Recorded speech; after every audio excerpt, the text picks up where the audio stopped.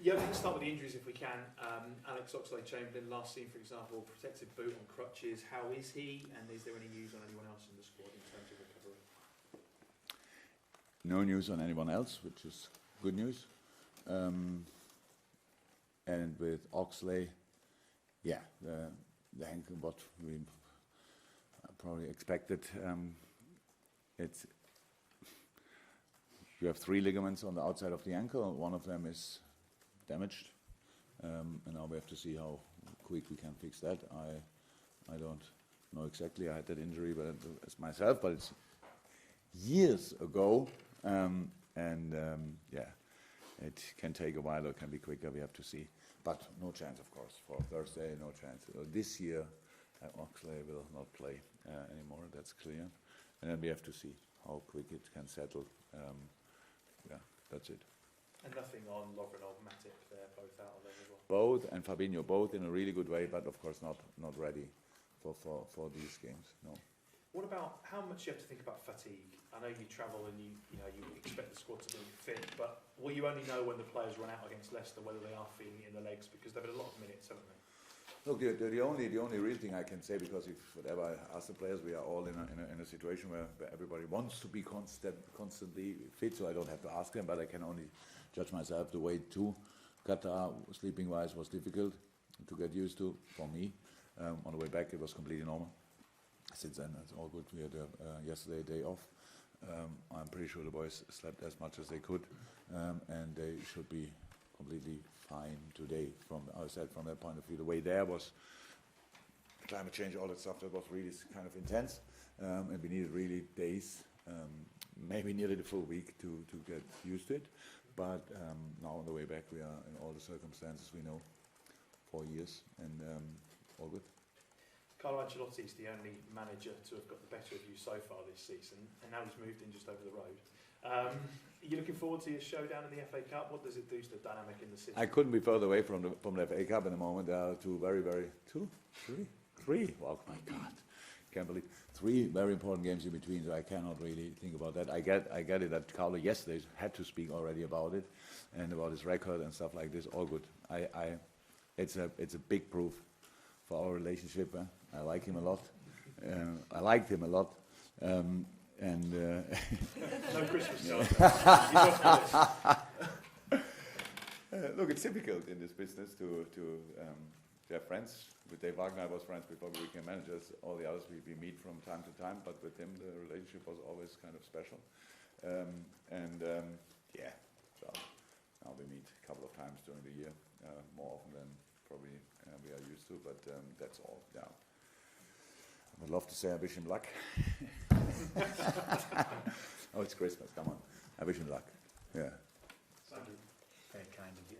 Yeah. I don't know whether you look at the league tables or not, but obviously if you beat Leicester City, it would become 13 between them. So how do you stop the chat of people just assuming that it would be over by Christmas?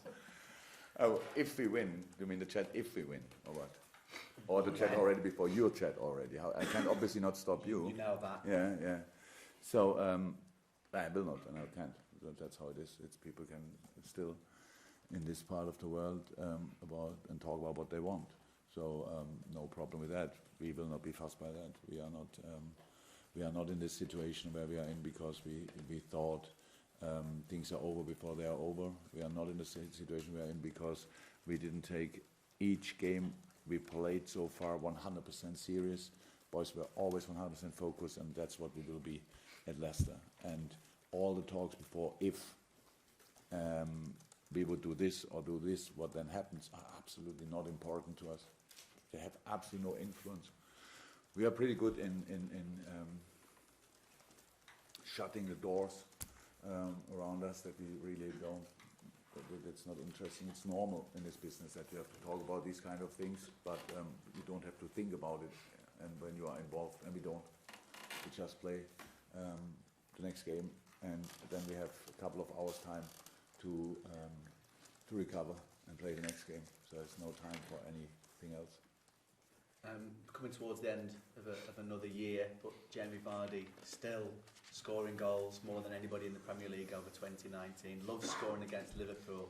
as well. So if you can't stop the talking, can you stop Jamie Vardy? We will try.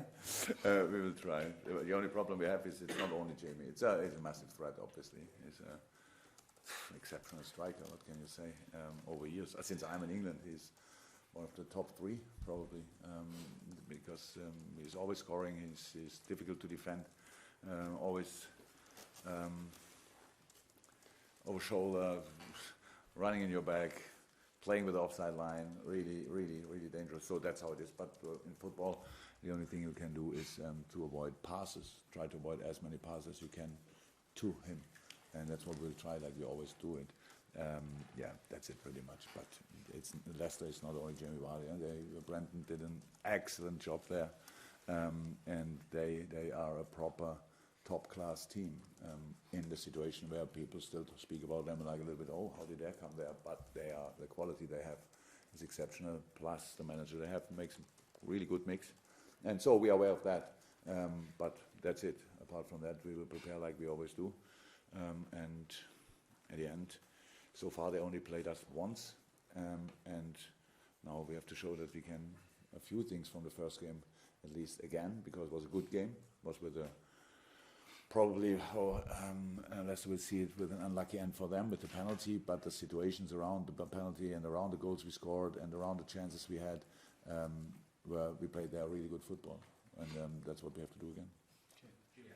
Jürgen, Jordan Henderson's been saying that you maybe have changed a little bit in dealing with this time of year in terms of recovery and what else? Oh yeah, and giving people a rest. Has that been a conscious effort by yourself maybe this season, or has that been over a period of time since you've been here?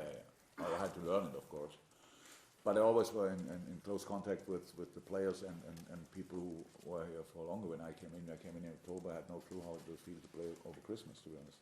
But the thing is, what I realized since I'm in, so my colleagues in Germany, they are now, or the players in Germany, when we come closer to the Christmas break, it's then always like, when you see the finishing line, you are already like, you're looking forward to it. So we don't have that. So we don't think about this, a completely normal season, a part of the season with too many games. But that's, we cannot change that. So what we have to make sure, and that's what we try, and that's what we try since I'm in, and what we do meanwhile, probably better, because we know more about it, is how we can respect the social things like Christmas, what we have to, because first and foremost we are human beings and have family at home and stuff like this. We try to do all the important stuff football-wise around.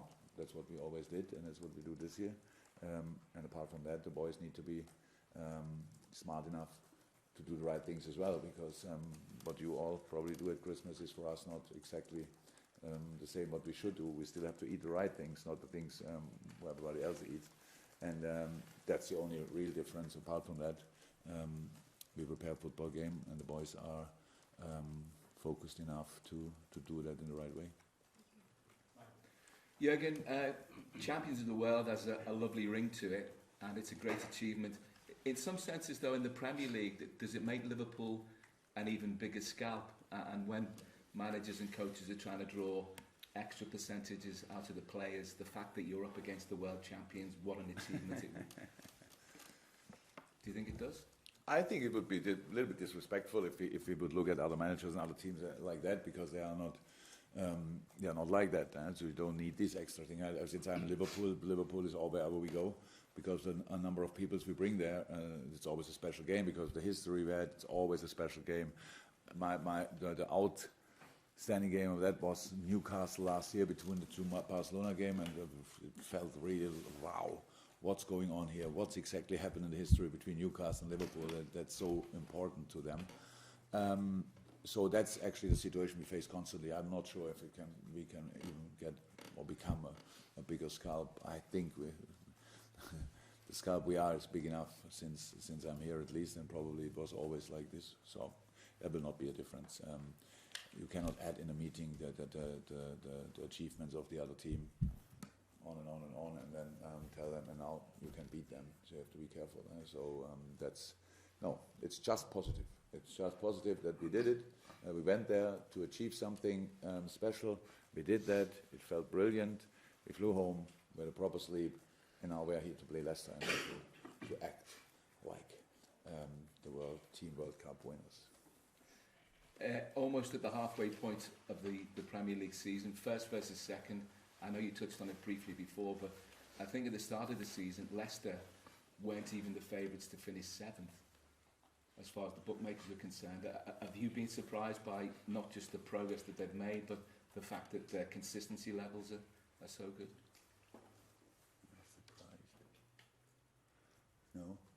No, it's the situation what Leicester have, and rightly so. They, because of they were whatever seventh or whatever last year, and don't play international football, but have the quality if they go through the team.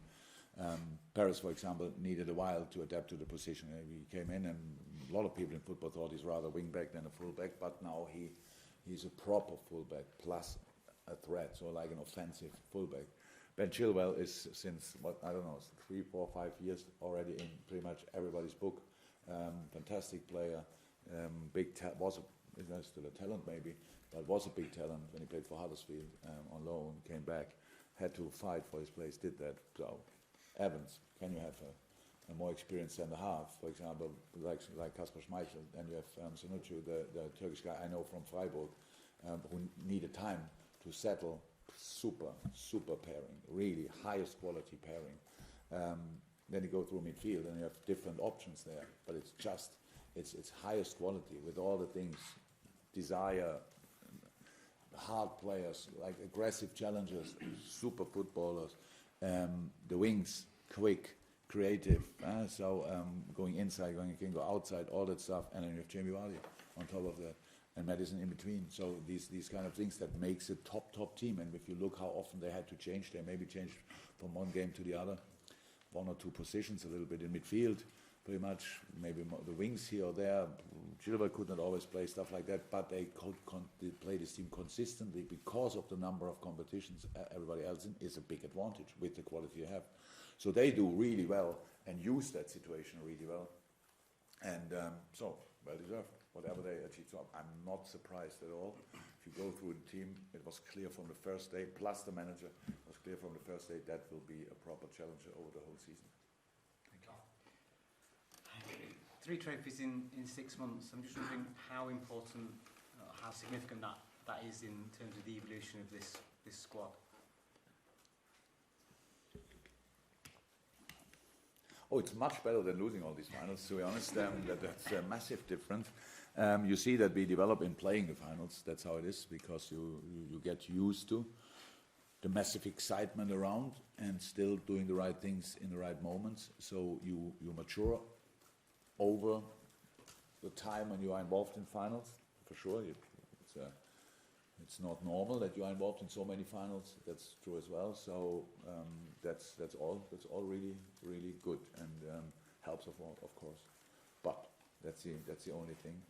Apart from that, the boys team developed in the last couple of years in a sensational way, and that helped as well. Not only experience in the finals, so the quality which we developed all together is exceptional. So, but that's it. Today, really cool so far, super. But we are here to play Leicester on Thursday. That's all. It has nothing to do with the finals. It's nothing to do with the other games. It's just about this game, being in the game, dig in, fight for each inch on the pitch, whatever, and be ruthless. Be ready to. We want to run. We don't want to come in a situation where we have to run. All these kind of little differences. That's what we are, and that's what we have to show. A significant factor has been that you've had these injuries and you've overcome them, and it's not been noticeable that you've had injuries. And every player who's come in has sort of dropped in seamlessly. And I'm just wondering about, we think about Joe Gomez, who looks like he's going to get a bit of a run in the side now with the centre back situation. How his progress has sort of stalled. Oh, look, it's about the quality of the boys, and it's about I think I said it before. You cannot play all the games. Some of them have, obviously, because of the position they are playing in. But you usually, in a football team, you shouldn't play all the games. And if then centre half is a position where you can do it, because of they don't have the highest number of kilometers during the game. Let me say it like this, or should not have. Otherwise, it would be a really strange game. And the boys, it's the quality of the boys. We have only highest quality players. It's not the biggest group, it's a small group. We were getting smaller week by week pretty much, but so far we could deal with it. But how it's always said, to come through a season you need to be lucky in these moments, that you really can bring on a team which is able to win a game. You never get the guarantee, but you need to make it as probable as possible, and that's what we try to do. And now against Monterrey, we had now first time the situation that we had only one centre half left, and Hendo did an exceptional job there, or the whole team did that, and was interesting to watch, interesting to analyze. Couple of things, of course, didn't work out because of the patterns in the team, which were a few things we absolutely used to.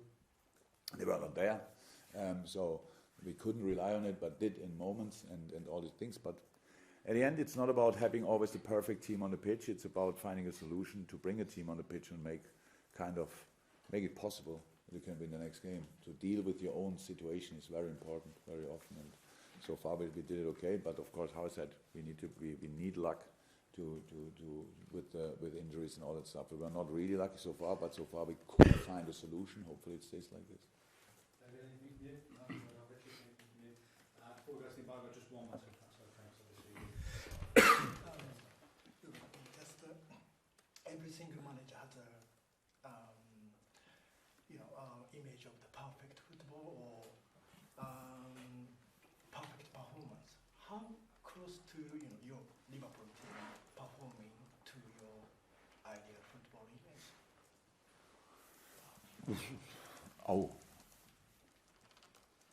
I think it's more like this, that we all in life, not only in football, we constantly search for perfection and we'll never find it. So that's a little bit like this, but without knowing exactly what would be perfect.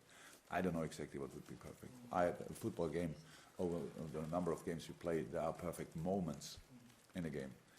A perfect moment in a game was I think it was the 2-0 against Manchester City. It's a perfect moment in a football game. It's a diagonal ball. I don't even know where the ball came from, but a diagonal ball from Trent Alexander-Arnold to Andy Robertson. And after 2 touches, he fires the ball back pretty much to the right side, and there's Mo Salah, and with his header after the ball drops on the ground, which is then not easy to judge.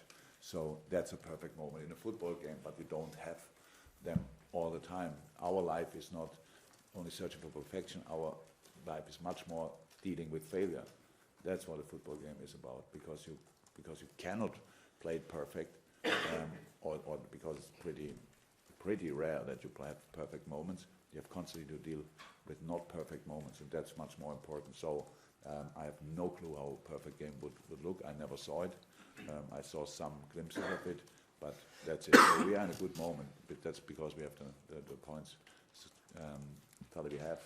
But we need to improve. We need to get better in moments. We need to deal with difficult situations, all that stuff. And if you can do that, it would be perfect, but not with a perfect game. But it's a really good team. So how Takumi can perform for this team, you think? Easy. We will see.